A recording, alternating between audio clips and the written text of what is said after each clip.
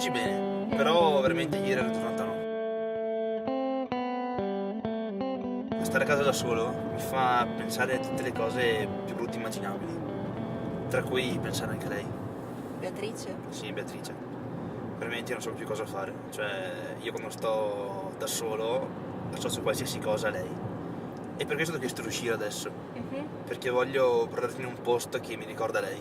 Secondo te, cos'è l'amicizia? È un rapporto molto importante che hai con una persona, un amico, passi i brutti momenti, quelli belli e sai che lui ci sarà sempre, mentre nell'altro si affrontano sempre tante difficoltà. Metti, tu hai un amico, vuoi molto bene. Come fai a sapere se lui è veramente amico oppure potrebbe essere un possibile ragazzo? Non so, magari state insieme tanto tempo, per 4-5 ore, e appena lui se ne va, tu pensi a Pensi a lui, ti manca e quindi... Esatto. Quindi questa qui è Questo amare? è più amare, sì. Ok.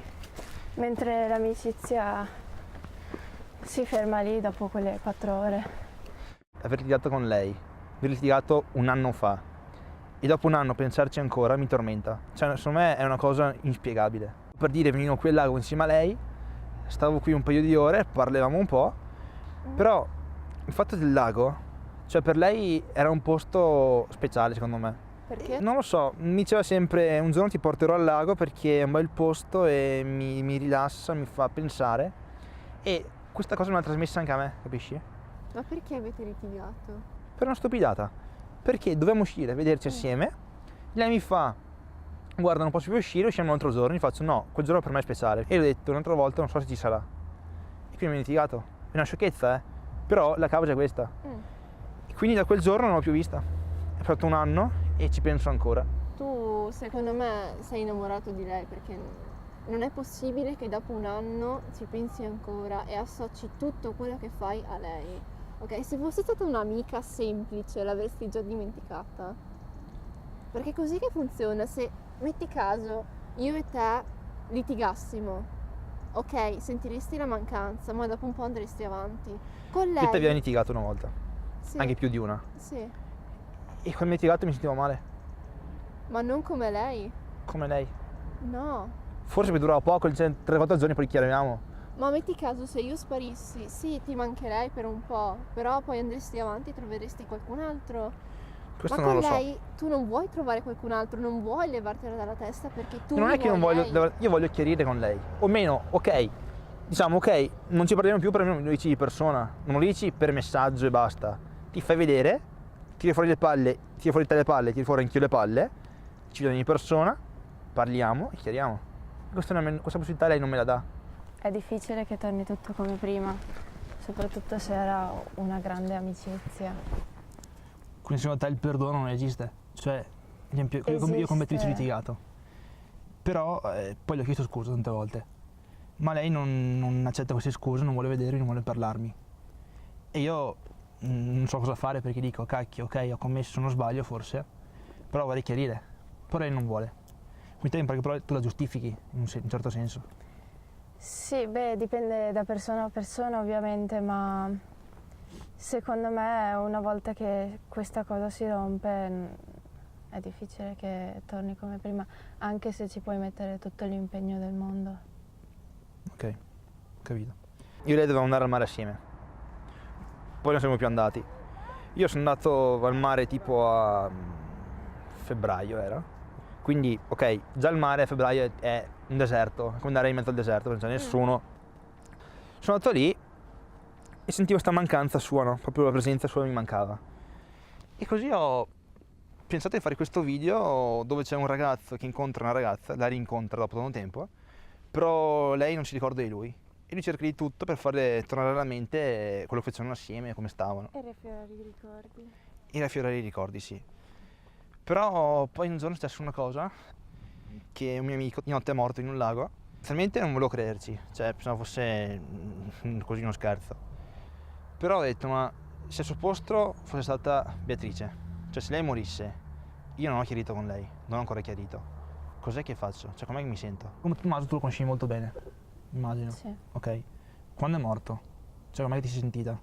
Hai detto cavoli è morto e basta, oppure cavolo, cioè, hai pensato che questa morte potrebbe essere una conseguenza su altro? Beh, quando mi hanno dato la notizia che era morto, speravo fosse uno scherzo della mia insegnante di teatro. E poi quando ho visto che invece era tutto reale, ho sentito tutto crollarmi addosso, perché ripensi all'ultima volta che l'hai visto, le ultime cose, gli ultimi momenti che hai passato e dici, cavoli, poteva andare tutto diversamente, potevo dargli più importanza, e invece ci rimani male perché non è affatto qualcosa Un po' tornare che indietro. pensi ogni volta. La tua paura più grande era quello di perderla senza prima aver chiarito? Esatto, il problema è tutto quello di perderla e sapere che magari lei porta ancora rancore per me mi avrebbe fatto stare malissimo. Ho detto, qui bisogna chiarire in qualche modo. Ho provato a scriverle, però comunque vedi che era assente, Niente che non da mi badava, fare. niente da fare, non mi badava. E quindi... Era come se ti evitasse. Esatto, volevo evitarmi, non sapevo il perché. E un giorno quindi ti ho interpellato, ti ho chiesto di fare un cortometraggio, ricordi, no? Me lo Luce buio, ricordo benissimo. che tu facevi Beatrice. Mamma mia. E insomma hanno fatto questo cortometraggio e io lì ho voluto mettere la nostra amicizia, mia e di Beatrice, però con la più grande angoscia, quella cioè che se lei morisse io non avrei potuto chiarire, quindi aver quella paura. E niente. Finale molto tragico, infatti.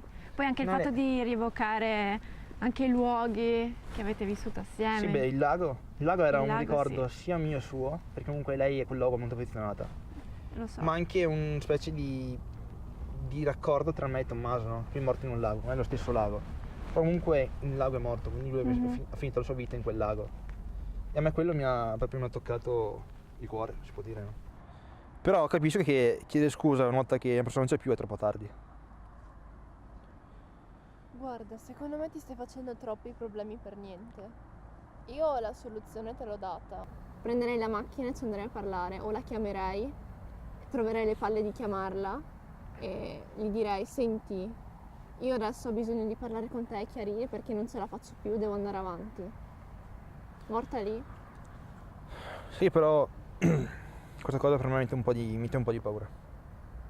Secondo me hai paura dentro di accettare la realtà e di affrontare Allora, la verità. facciamo così, io la chiamo.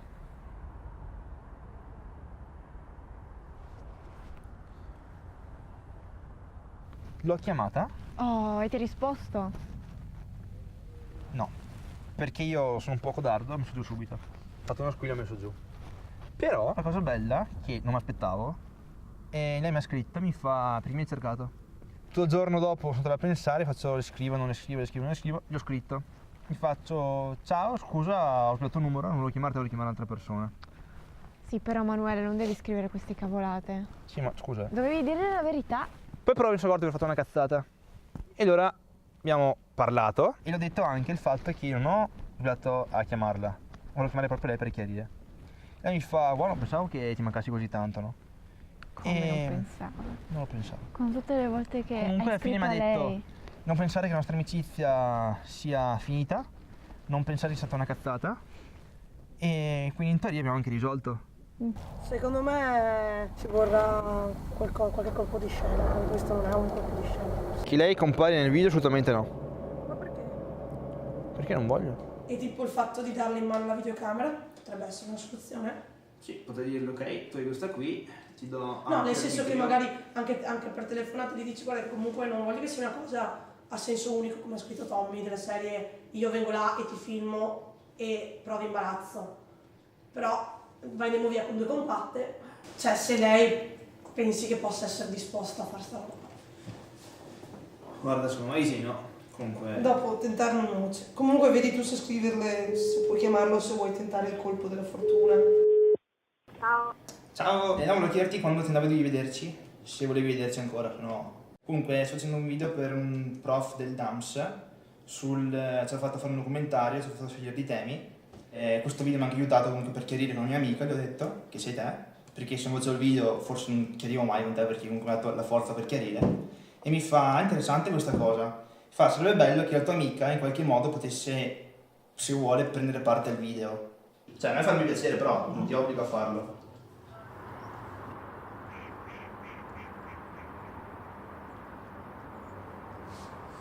Io so cosa pensate voi.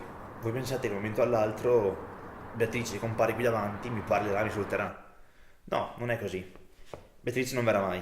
Anzi, Giulia non verrà mai. Giulia è stata l'amicizia più bella che abbia mai avuto. Poi per una sciocchezza si è interrotta. È l'amicizia più bella, ma anche l'amicizia più corta. Grazie a questo video l'ho chiamata, abbiamo chiarito, ho capito che lei non mi odia più, anzi è stata lei la prima a chiedermi di uscire e vederci. Però poi questa opportunità non me l'ha data perché mi ha scritto che il moroso era geloso di me. E poi perché geloso di me? Perché essere geloso di un amico? Spesso le cose non vanno come vogliamo. Anche un'amicizia che senti nel profondo del cuore può rivelarsi una cosa falsa. C'è sempre qualcosa che è più importante di questa amicizia. Comunque ho imparato una cosa, che dalla vita qualsiasi cosa che ti aspetti non sarà mai così. La nostra amicizia non è stata una cosa inutile. Non è un inizio e non è una fine, questo mi ha detto lei. Però in realtà questa è la fine. È la fine di un documentario sull'amicizia, sulla storia mia e sua, ma penso sia anche la fine dell'amicizia. E Giulia è stata però anche il mio tormento, la mia tempesta.